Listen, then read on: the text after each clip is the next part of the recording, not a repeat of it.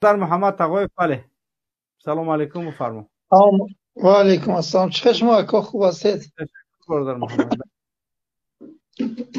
سوز الحمدلله خوبیم. تشکر برادر. همین آدمای میدارن که همینا هم شهروندای ما هستن.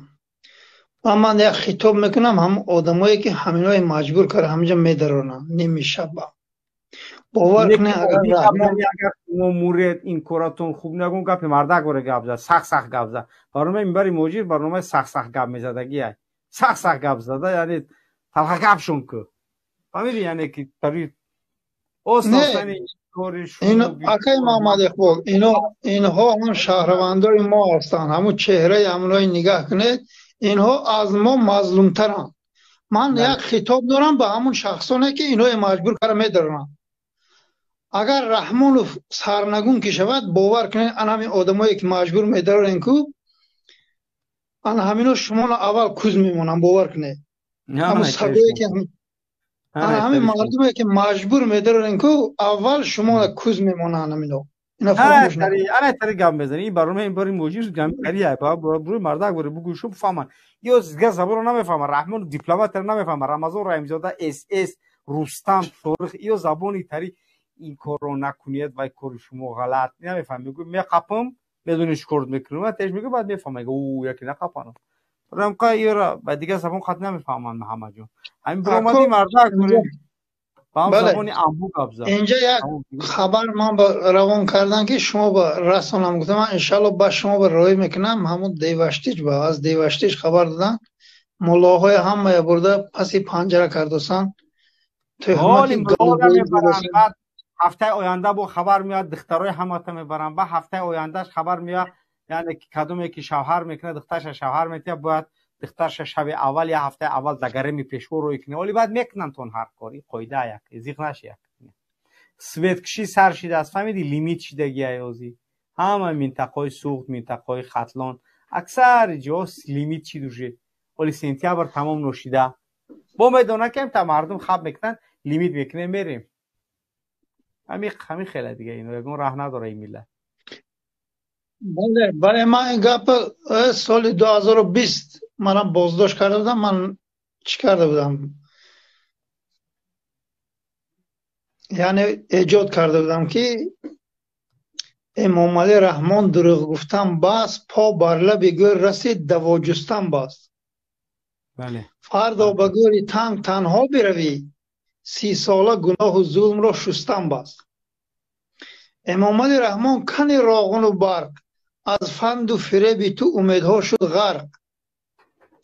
ریز همه مکر و حیله را ترک کنی فردا به گریبان تو گیرد همه خلق. بابای حاجی مرزا کنی سهمیه ها از دعوتتان رفتیم هزار و صدها. افسوس به مکر خائنان داده شدید ترس را شکنید و پرسید از روی سیاه. بابای حاجی مرزا از الله ترسید امانت خلق را از رحمان پرسید.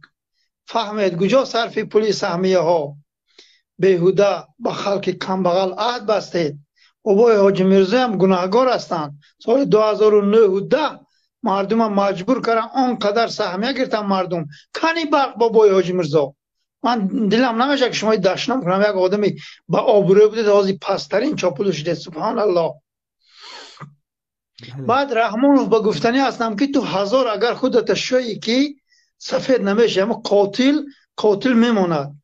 امام علی رحمان تو آن خونخواری تو آن اساسگذاری 100 کشتاری. عمرت به عقربک رسید باز همان والله قسم هم ذلیل و هم خواری. امام علی رحمان تو دلازاری از سرزمین و مادر خود بیزاری. امام علی رحمان تو دلازاری از سرزمین و مادر خود بیزاری. تو فخر نکن به رتبه دادگیت محروم بهشتی و بسه ناری. برای آنکه تو سرزمین ما فروختی تو از مادرت هم بیزاری والله قسم تو از مادرت هم بیزاری. تو نفس همین دنیای انتخاب کردی همون اولاده که انتخاب کردی 400 همون قاتله که این مردم در بدر و خاک بسر کردن همه امروز تروریست اعلام کردین به نام الله. این مردم قصدش از شما خائنای مغول میگیرد که آبروی این مردم شما پاس کردین، این مردم تهمت کردین تروریست گفته. این مردم این نقاب حتما با شما بیناموس و بی‌شرفا میگیرد انشالله.